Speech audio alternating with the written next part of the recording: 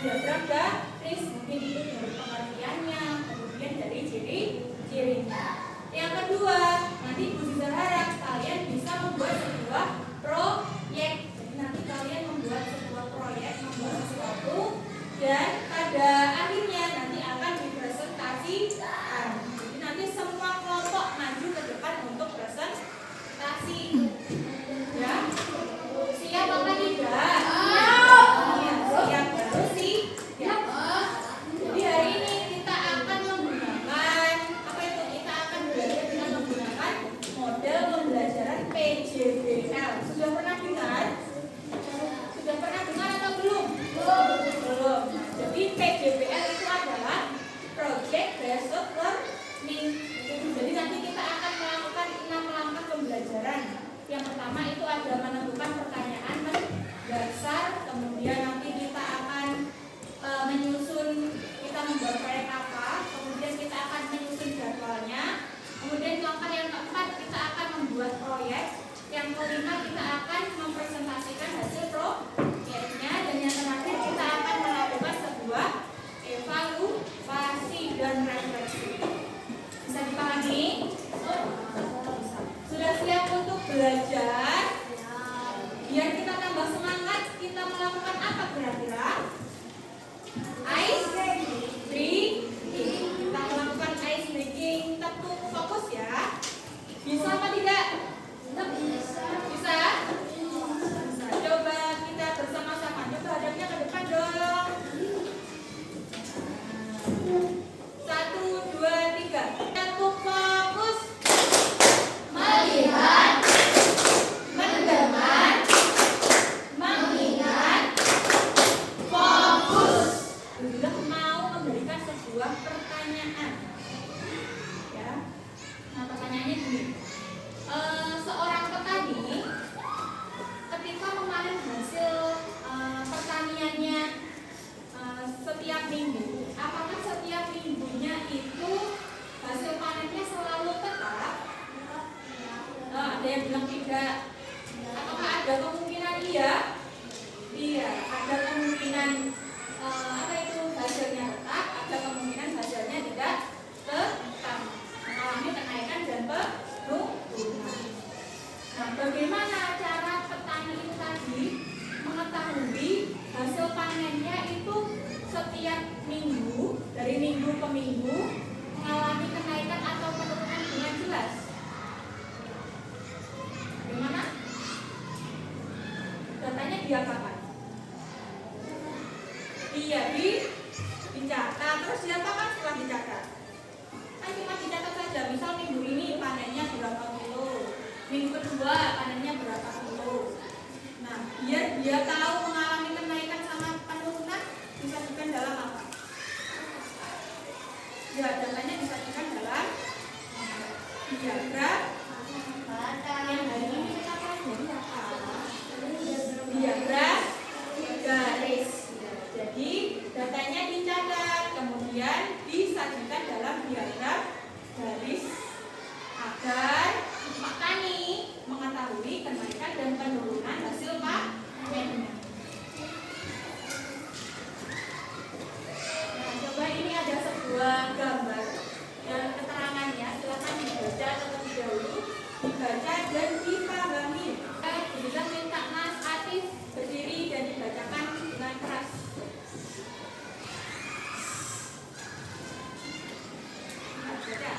Tani mendapatkan petunjuk dari menanam biji kacang hijau. Maka Bapak Sedih Guru meminta Tani untuk mengamati pertumbuhan tanaman kacang hijaunya selama 10 hari.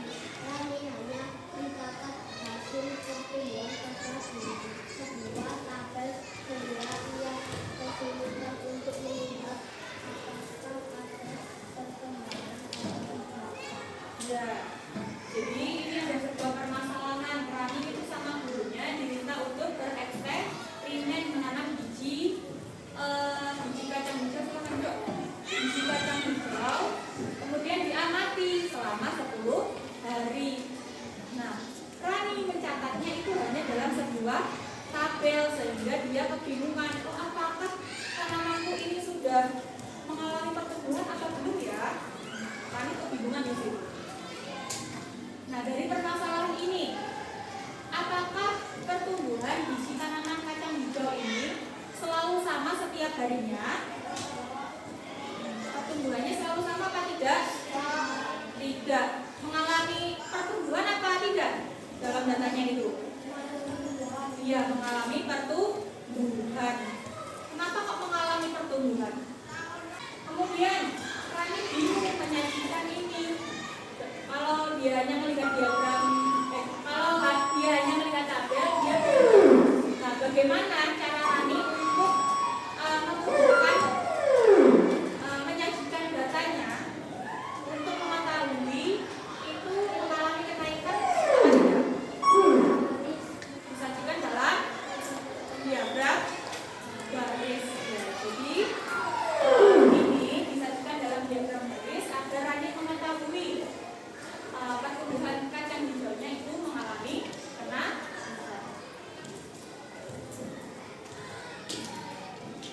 Nah, ini juga ada peta konsep ya, ini namanya peta konsep dari diagram garis, terdiri dari 3 bagian. Yang pertama ada ciri-ciri, yang kedua ada ada dalam kehidupan. Nah, dari ketiga bagian ini, kira-kira bagian mana yang mengandung sebuah permasalahan? Apakah bagian ciri-ciri mengandung permasalahan apa tidak? Kalau bagian ciri-ciri tidak. Kemudian kalau bagian komponen mengandung permasalahan apa tidak? Tidak. Kalau penggunaan dalam kehidupan, ya ada kemungkinan mengandung permasalahan. Yuk coba kita cari bersama-sama permasalahan apa yang kira-kira berkaitan dengan kegunaan diagram garis dalam kehidupan kita sehari-hari, terutama yang kita sering temui di lingkungan sekolah. Oh ya, silakan angkat tangan dulu. Namanya siapa, Mbak? Oh, Paling. Coba bisa sambil tulis ya. Bagaimana pengelolaan jumlah pertumbuhan perpustakaan sekolah dari hari ke hari dapat dikerjakan melalui diagram garis?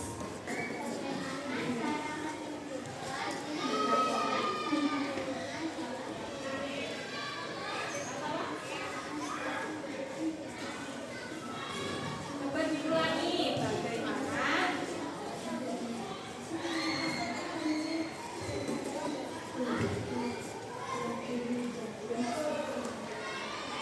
jadi dari 2 pertanyaan ini, kalian pilih yang mana yang akan kita bahas pada pembelajaran hari ini? Pertanyaan 1 apa 2? Pertanyaan 2. Pertanyaannya Mbak Kayla ya, bagaimana cara menunjukkan kenaikan dan penurunan jumlah pengunjung perpustakaan sekolah melalui diagram garis. Baik.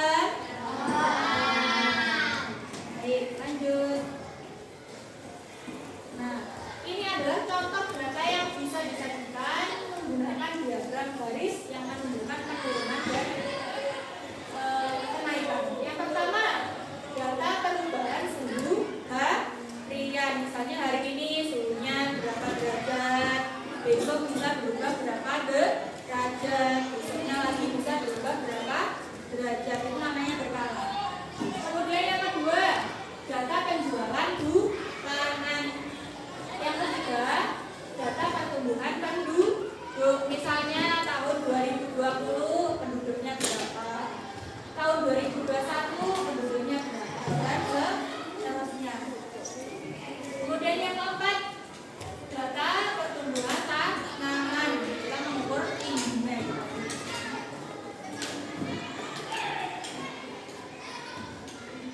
Ini ada contoh soal, silahkan dibacakan oleh Mas Ozil. Ibu selalu mencatat Anda berdiri, Mas. Ibu selalu mencatat tentang hal tersebut dilakukan secara manual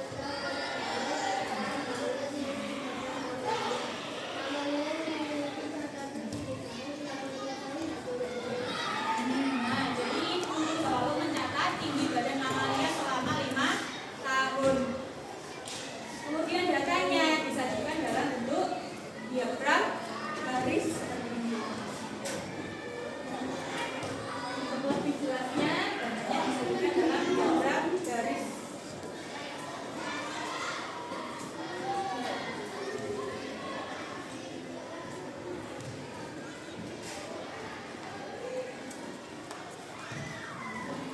Lihatkan yang belakang.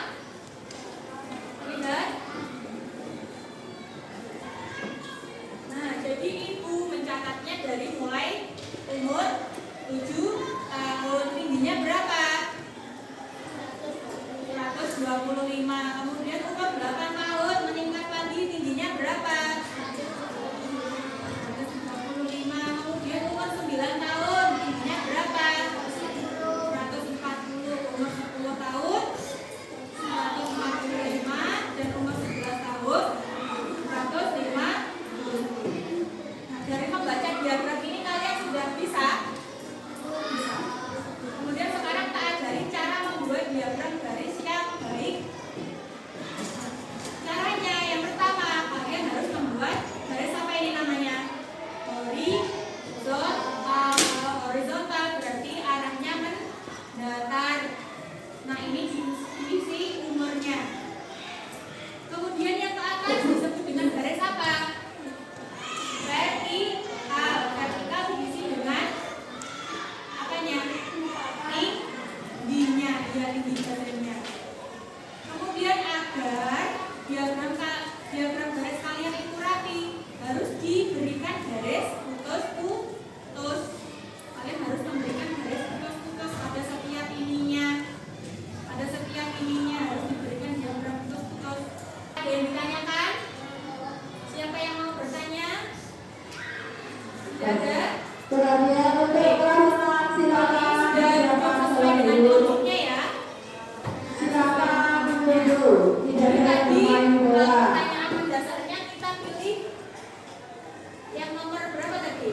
Nomor 2 ya. Kita mau buat apa untuk menyelesaikan permasalahan ini? Disajikan melalui apa? Apa? Oh, kata Mas Atif poster. Lainnya apa? Kelompok sana? Sepakat ya, hari ini kita membuat poster? Sepakat? Oke, jadi hari ini kita akan membuat poster terkait pengunjung perpustakaan selama 1 minggu kemarin, dari hari Senin sampai Jumat. Jadi sebelum buat poster kita susun jadwal dulu. Kan buat poster ada step-stepnya ya. Nah, harus ditentukan dulu waktunya. Mengumpulkan data butuh berapa menit waktunya? 3 menit cukup ya? 3 menit. Kemudian mendesain poster berapa menit? 15? 17? 17 ya? Oke, iya nanti 20 menit sekalian sama ini. 17 menit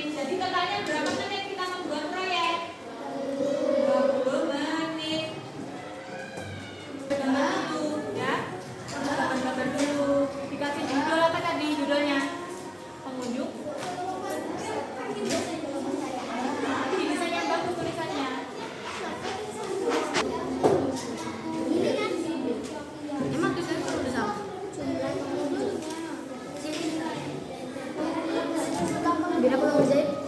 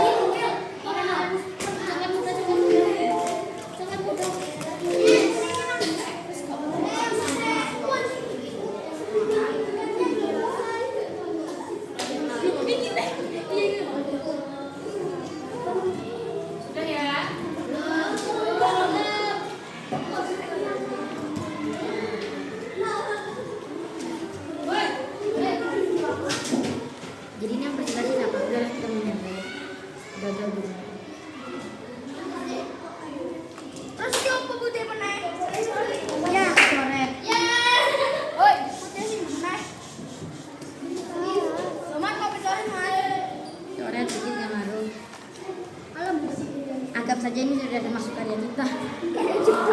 Ini kan orang-orang laut. Ya, pintar nih anak nih. Ikan. Warna putih. Warahmatullahi wabarakatuh.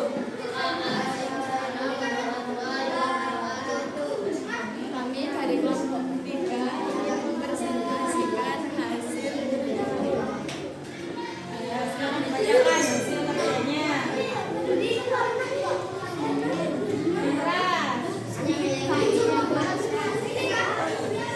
Ini jumlah bukunya berapa? Ya, terus Selasa jumlah buku perpustakaan 40.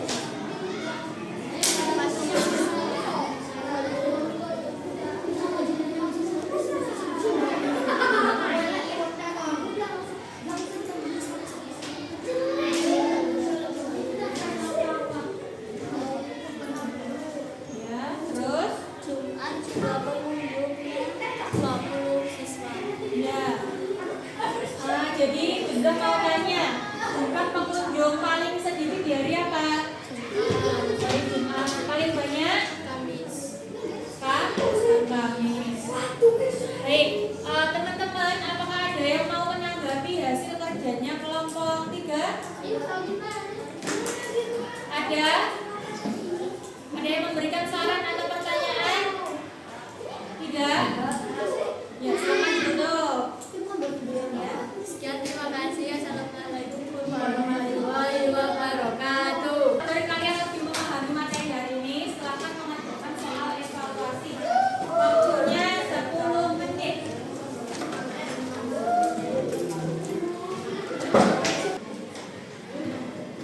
Namanya jangan lupa.